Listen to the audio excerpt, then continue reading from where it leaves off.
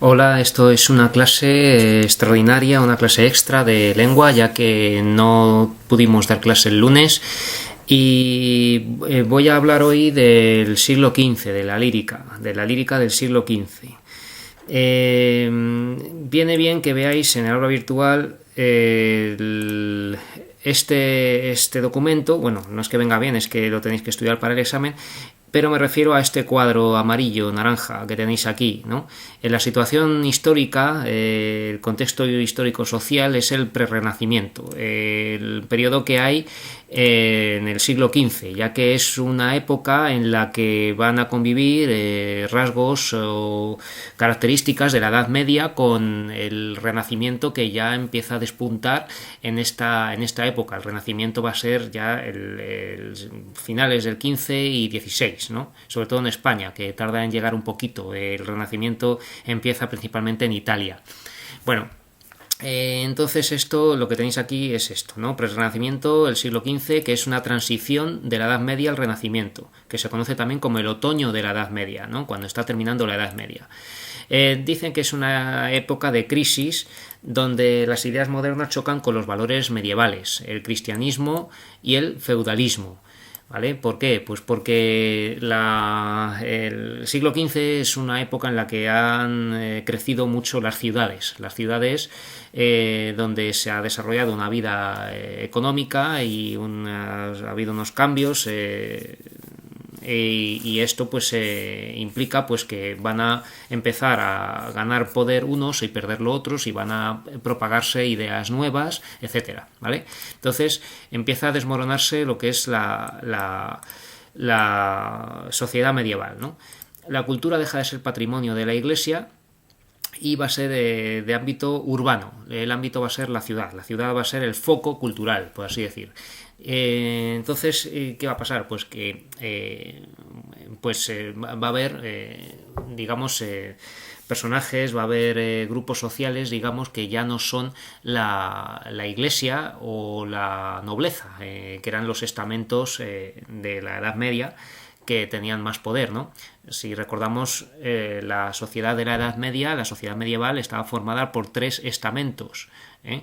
No son clases sociales todavía, se llamaban estamentos, que eran la nobleza, el clero y el estado llano, ¿no? El estado llano es donde están todos los que no son nobles ni clérigos, no son ni de la iglesia ni de la nobleza, ¿no? Entonces, el estado llano, pues claro, eso ahí hay grandes diferencias, porque tenemos desde los más pobres, ¿no? Pobres campesinos o pequeños artesanos, hasta grandes terratenientes, grandes artesanos y gente pues que va a tener dinero, ¿no? Y esto es lo que nos van a contar después, que va a ser la burguesía. Bueno, entonces las dos ideas o conceptos que tenemos que tener en cuenta, que van preludiando, que van preanunciando el Renacimiento, son estos dos: el antropocentrismo y el humanismo, ¿vale? El antropocentrismo quiere decir que el mundo va a girar ahora en torno al hombre, ¿vale? En torno al ser humano, porque van a ver que el ser humano es un creador y es bello, no es algo que haya que lamentar, ¿no? Antes la sociedad era teocéntrica, ¿vale? Tenéis aquí que el teocentrismo era lo que giraba en torno a Dios, ¿no? Entonces la sociedad medieval era teocéntrica, el teocentrismo era medieval, ¿vale? Entonces esto va a ir quedando un poco atrás y va avanzando el antropocentrismo. No quiere decir que ahora se crea menos en Dios, ¿vale? El antropocentrismo hay que tener en cuenta que es una suma, es algo que se va a añadir, ¿vale? Van a descubrir el valor del ser humano, pero no por ello van a dejar de creer en Dios, ¿vale? Y luego tenemos el humanismo. El humanismo nos lo definen aquí como un movimiento intelectual que se desarrolla en Europa y que pretende dar un sentido racional a la vida humana, ¿vale? Fijaos que humanismo tiene que ver con el ser humano y el antropocentrismo también, ¿no? Tomando como maestros, como referentes, a los clásicos griegos y latinos, ¿vale? Griegos y romanos, ¿vale? De la antigüedad griega y romana, ¿vale? Claro, en esta época van a traducir los clásicos, van a leerlos directamente del latín, van a leerlos directamente del griego, ¿no? Bueno, ya se habían leído antes, pero los vuelven a leer de una manera más directa, más profunda. Van a descubrir la arqueología, es decir, que van a darse cuenta de las ruinas que quedan de monumentos romanos, ¿no? Pues van a ver cómo están de bien hechas y van a pretender imitarlas, van a ver que los antiguos sabían de proporciones, de matemáticas, que entonces todo eso, ese redescubrimiento de la cultura clásica de la antigüedad griega y romana, va a desvelar que antes, cuando no había cristianismo, ¿no? Antes del cristianismo, porque esas civilizaciones griega y romana eran paganas, tenían dioses del Olimpo, tenían Zeus, Atenea, Afrodita, todo esto, claro, eso pues sin que estuviera en la sociedad la figura de Dios, van a ver que la gente que existía en esa época sabía hacer grandes cosas, ¿no? Entonces van a ver que es que el ser humano es tan grande como Dios, por así decir, ¿no? Que no es como... por supuesto no dejan de creer en Dios ni de respetar la figura de Dios ni nada, ¿no? Van a construir además maravillosas iglesias en ese momento, pero van a confiar más en el poder del ser humano, ¿vale? Entonces el humanismo es un movimiento de confianza en el ser humano, y por eso tiene un sentido racional la vida. La vida no es ya solamente un valle de lágrimas, no va a ser solamente un camino de vanidad de vanidades, ¿no? Como vamos a ver, sino que además es algo más, ¿vale? Va a ser pues una vida que tiene sentido en sí misma. Y no solamente para prepararse para la otra vida, la del más allá, ¿no?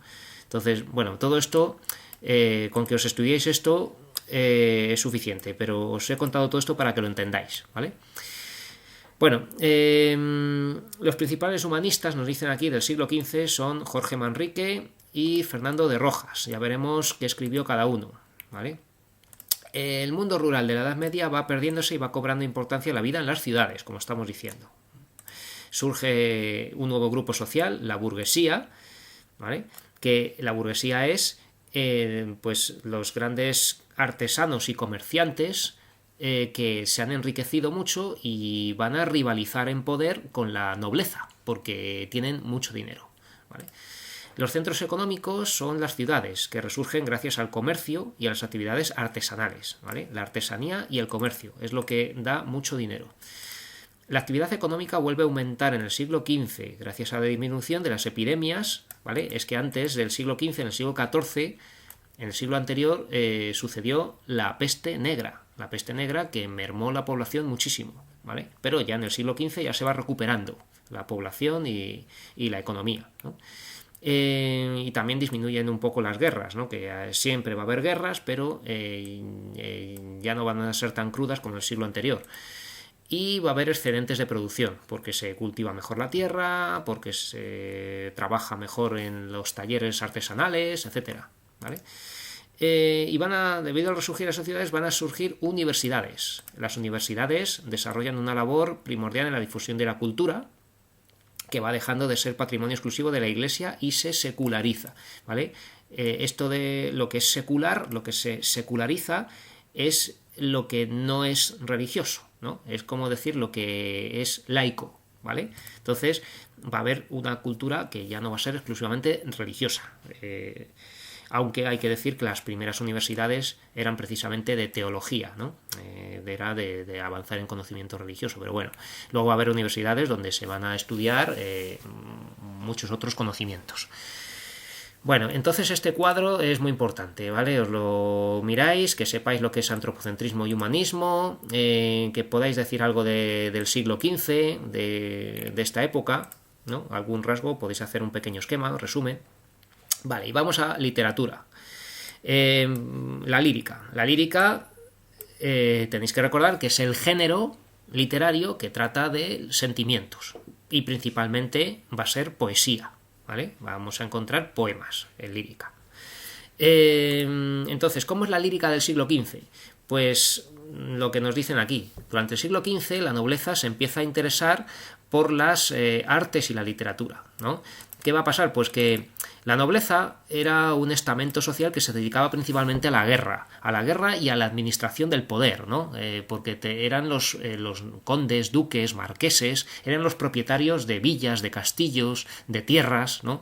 ¿Y qué pasa? Pues que en esta época donde ya empieza a haber cultura que vienen de las ciudades, de las universidades y todo esto que hemos visto aquí, la nobleza no se quiere quedar atrás en la cultura, ¿no? Además, como tienen poder y tienen también dinero, la nobleza pues va a querer también aprender de arte y de literatura, ¿no? Entonces los jóvenes nobles van a ser educados para ser cultos, ¿vale? La cultura deja de ser patrimonio exclusivo de la Iglesia y pasa a formar parte de la vida de la corte, ¿no? Entonces vamos a tener nobles que van a ser cultos y van a escribir, ¿vale? Van a escribir, van a también componer poesías y canciones, ¿no? Luego más adelante será la burguesía también, gente que no es noble, la que también va a escribir poemas, ¿no? Pero de momento, en el siglo XV, sobre todo en España, va a ser la nobleza la que va a formar parte de la cultura, ¿no? Los nobles organizan encuentros literarios en sus castillos o palacios. Van a reunirse para recitar poemas, para recitarlos o cantarlos, ¿no? Porque muchos de ellos se cantaban, ¿vale? Esto, unido al feudalismo, dará como resultado un resurgir de la corriente literaria denominada amor cortés. El amor cortés ya lo habíamos visto antes. El amor cortés es una convención, entre comillas, una moda, ¿no? Un estilo de vivir el amor. Y no solamente de vivirlo, sino lo que nos importa a nosotros, que es cómo se plasma en la literatura, ¿vale? El amor cortés. El amor cortés es un amor que tiene varios rasgos. Tiene, pues, en primer lugar, el trato de la dama como si fuera un ser superior, como si fuera un señor feudal, ¿vale? A la dama se le rinde vasallaje, se le rinde lealtad, ¿no? A la señora se la trata como si fuera el dueño de nosotros, de nuestra vida, ¿no? Del amador, del que la corteja, ¿vale? Entonces, este trato de sumiso, no quiero decir sumiso, ¿no? Pero como de súbdito, ¿no? A una señora que pues es uno de los rasgos principales. Luego también se la adora a veces como si fuera algo divino, como si fuera Dios incluso, ¿no? A la mujer y eso estaba muy mal visto por la Iglesia porque eso es una herejía, ¿no? Tratar a una mujer como si fuera un dios, ¿vale? Otro rasgo era la cortesía, obviamente, porque tiene que ser un trato muy respetuoso, y eso de cortés, pues es que también está restringido al ámbito de la corte, ¿no? Entonces era una cosa que tenía que ser entre nobles, ¿vale? Entre grandes damas y grandes señores, ¿no? Y luego también había otro rasgo más que era, bueno, que esto no lo he explicado en las clases y no lo han entendido muy bien, pero que era un amor que por lo general era adúltero, ¿vale? No es que me dicen algunos alumnos, es que eran muy adúlteros. No, adúltero no se puede decir muy, ¿vale? O uno es adúltero o no lo es, ¿vale? Entonces, era un amor que era adúltero porque los nobles, esta clase social, desde niños ya tenían el matrimonio concertado. Los padres de cada uno, del chico y de la chica, ya se ponían de acuerdo y decían: mi hijo se va a casar con tu hija, porque así aumentamos las propiedades, porque así esto pasa a ser tuyo y eso pasa a ser mío. Hacían sus acuerdos, ¿no? Entonces, ¿qué pasa? Pues que muchas veces no pues no se gustaban, claro, los casaban los padres, no se amaban, pero se casaban. Entonces, ¿qué pasaba? Pues que lo que ocurría era que muchas veces, pues una vez casados, pues cuando se veían con otros en la corte o lo que sea, pues intentaban amores pues que no eran de su esposa o su marido, ¿no? Tanto de hombres como mujeres, porque no estaban bien casados, ¿no? Entonces, ¿qué pasa? Pues esto en el fondo, podía ser malo, pero no era tan malo porque este amor cortés, además, tenía este rasgo de que tiene algo de libertad, ¿no? Porque es un amor que uno elige, es un amor que uno siente, no es el amor de un matrimonio forzado, ¿vale? Entonces el amor cortés era muy valorado por los nobles porque era el amor que realmente sentían, ¿vale? Y no me extiendo más con esto. Bueno, características métricas de esta época, del siglo XV. Vamos a tener estas. Esto lo podéis aprender. También apuntadlo en vuestro resumen, ¿vale? Que podéis tomar de aquí directamente. El tipo de verso de arte mayor más empleado, ¿no? Acordaos que arte mayor es cuando es de 9 o más sílabas, ¿vale? El de arte mayor más empleado va a ser el dodecasílabo, ¿vale? Verso de 12 sílabas, ¿vale? Pero a medida que avanza el siglo XV va a ser sustituido por el endecasílabo, el de 11 sílabas, que es un tipo de verso que viene de Italia. Viene de Italia por influencia italiana, entra en España, ¿no? Primero a través de la corona de Aragón y luego en Castilla, ¿vale? Entonces, primero va a estar el verso de 12 sílabas, el dodecasílabo, y luego el endecasílabo de 11 sílabas, ¿vale? Y finalmente el de 12 sílabas va a desaparecer prácticamente. Y el de endecasílabo, triunfa definitivamente en el Renacimiento. Vale. En cuanto a los versos de arte menor, los de arte menor son los de 8 o menos sílabas, ¿vale? Los versos de arte menor, el más empleado es el octosílabo o octasílabo, ¿vale? El octosílabo de 8 sílabas. Este se va a seguir empleando siempre, ¿vale? No va a desaparecer después con el Renacimiento. Y el amor cortés sigue siendo cultivado también por los autores del siglo XV, ¿vale? Entonces, acordaos que las características, no solamente métricas, es que se cultiva el verso de 12 sílabas, luego el de 11, el de 8 y como motivo principal, como tema que va a abarcar gran parte de esta poesía, va a ser el amor cortés. Vale. Luego tenemos los cancioneros. ¿Qué son los cancioneros, no? Pues los cancioneros son unos libros que reúnen las canciones, las poesías que se cantaban en el siglo XV, ¿vale? ¿Qué pasa? Pues que como se recitaban oralmente, en principio no se guardaban, eso desaparecía.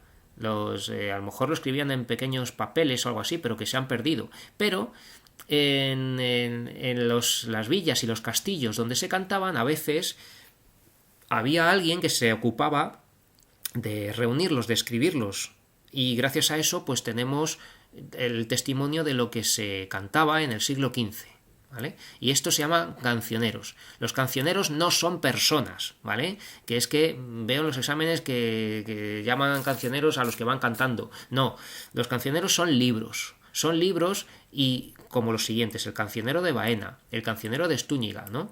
Son libros que recogen los primeros poemas castellanos, ¿vale? El cancionero de Palacio, el cancionero general, que este ya es del siglo XVI, ¿no? De 1511. Vale, entonces, no voy a pedir que los aprendáis. Si os los aprendéis, vale, pero simplemente que sepáis que los cancioneros son libros que reúnen los poemas que se cantaban en el siglo XV, ¿de acuerdo? Vale, ¿y de qué tratan? Pues esto es muy importante, esto lo aprendéis también. Son poemas de amor cortés, ¿vale? Casi todos, o todos, son poemas de amor cortés, principalmente. Tienen influencia provenzal e italiana. ¿Qué es provenzal? Provenzal es el sur de Francia, ¿vale? Es una zona del sur de Francia, la Provenza, donde hubo muy buenos trovadores, muy buenos compositores de canciones, y estos influyeron en España, ¿de acuerdo? Entonces, estos poemas de amor cortés tienen influencia provenzal y italiana, ¿vale? También va a haber poemas alegóricos o filosóficos. Poemas alegóricos son poemas que tienen un sentido figurado para hablar de una idea abstracta, como de, pues por ejemplo, la fortuna, la muerte, ¿no? Pues temas que se expresaban alegóricamente. También filosóficos, ¿no? Sobre reflexiones que pensaban, ¿vale? Muchos hablan de la muerte y de la fugacidad del tiempo, ¿vale? Porque lo contraponían, digamos, al amor, ¿no? Están hablando muchas veces de amor, pero luego no pierden de vista pues que todos vamos a morir, o del sentido de la vida y cosas así, ¿vale? Esto lo podéis estudiar tal cual. Los autores más importantes que tenéis que conocer son Juan de Mena, ¿vale? Juan de Mena, el Marqués de Santillana, ¿vale? Que se llamaba Íñigo López de Mendoza, ahora lo veremos, y Jorge Manrique, estos tres. Va a haber más, va a haber muchos más, pero estos tres son los más importantes. Va a haber incluso una mujer, por cierto, Florencia Pinar, que era una poeta de cancionero. Bueno, los autores más importantes hemos dicho que son estos tres: Juan de Mena, el Marqués de Santillana y Jorge Manrique. Juan de Mena. Juan de Mena es un humanista dedicado expresivamente a las letras. Era un noble castellano que también tenía sus villas, propiedades, etcétera, pero era un gran estudioso, un gran escritor, y escribió mucho. Escribe poemas de amor y también poemas filosóficos, ¿vale? Entre los que destaca El laberinto de Fortuna. El laberinto de Fortuna es un largo poema muy complicado, hecho sobre todo para complacer al rey, ¿no? Era un poema que hizo para destacar, digamos, como poeta culto, ¿vale? Entonces, que sepáis que trata de la diosa Fortuna, que mueve las ruedas del presente, el pasado y el futuro, ¿no? Y se observa en este poema la influencia de autores clásicos. Juan de Mena había leído a clásicos griegos y romanos, ¿no? Sobre todo romanos, latinos, ¿no? El Marqués de Santillana. El Marqués de Santillana, Íñigo López de Mendoza, ¿no? Que se llamaba así, aunque hubo varios que se llamaban así, pero este es uno de los marqueses de Santillana, el Marqués de Santillana. Es un noble castellano que también prestó atención a la cultura, al estudio y al cultivo de la literatura. Este hombre era un noble con muchas propiedades, muchos castillos, un inmenso poder, y aún así también pudo dedicarse al estudio y a escribir, ¿vale? Escribió bastantes poemas. Escribió tanto poesía culta como popular, ¿vale? Esto es importante, porque escribió tanto poesía culta como Juan de Mena, que era para destacar en la corte, ¿no? Para complacer al rey, como también popular, que es la que tenía éxito entre todo tipo de público, ¿vale? La poesía popular era una poesía que gustaba a todos, desde los nobles hasta los campesinos, ¿no? Era poesía que sonaba bien y era fácil, ¿no? Pero esto, claro, pues no tenía por qué hacerla alguien del pueblo llano, lo podía hacer también alguien culto como el Marqués de Santillana, ¿vale? Bueno, dentro de esta poesía popular que estamos diciendo, destacan las serranillas, ¿vale? Las serranillas, que son un tipo de poema, ¿vale? Son poemas que narran el encuentro del autor, del autor, bueno, el autor fingido, ¿no? Es, digamos, el protagonista del poema, ¿no?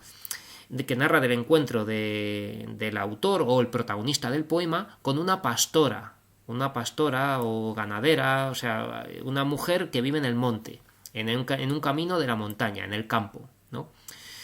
Y claro, este encuentro pues va a ser muchas veces un encuentro que va a pretender ser amoroso, ¿no? Y en estos poemas, a veces, el autor o protagonista masculino, ¿no?, de estos poemas va a tener éxito en los amores y la mayoría de las veces pues va a fracasar. Pero va a quedar un poema bonito, ¿no?, de cómo va a ser rechazado en amores, ¿vale? Entonces esto pues también era elegante, ¿no? Como un noble, un supuesto, porque claro, el que habla en el poema pues se identifica más o menos con el autor, en este caso el Marqués de Santillana, como un noble pues va a encontrarse con una pastora o una campesina y va en la montaña, en el monte, en el campo, ¿no? Y le va a pedir amores y ella pues va a acceder o va a negarse, ¿vale? Esto ya lo hizo el arcipreste de Hita en el libro del Buen Amor. Lo que pasa es que el arcipreste de Hita lo que hacía era burlarse un poco de esto. Ponía que lo que hacía el arcipreste era ilustrarnos unas serranas, unas pastoras muy brutas, muy feas, ¿no? Entonces pues era un poco de risa, pero el Marqués de Santillana, estas serranillas son elegantes, son bonitas, el amor que va a surgir es bonito, ¿no? Entonces esto es curioso, es bonito.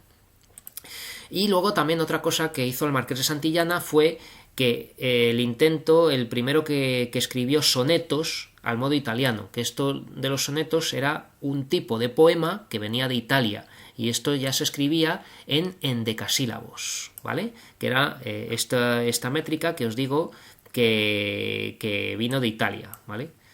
Los de 11 sílabas. Bueno, y nada más. Bueno, el Marqués de Santillana también habría que decir, aunque aquí no viene, que también escribió largos poemas cultos, parecidos a los de Juan de Mena, ¿vale? Pero bueno, aquí no viene, entonces no los pediré. Bueno, y vamos a Jorge Manrique, pero voy a parar la grabación y voy a hacer una aparte para Jorge Manrique. Así que esto lo voy a dejar aquí y vamos a pararlo.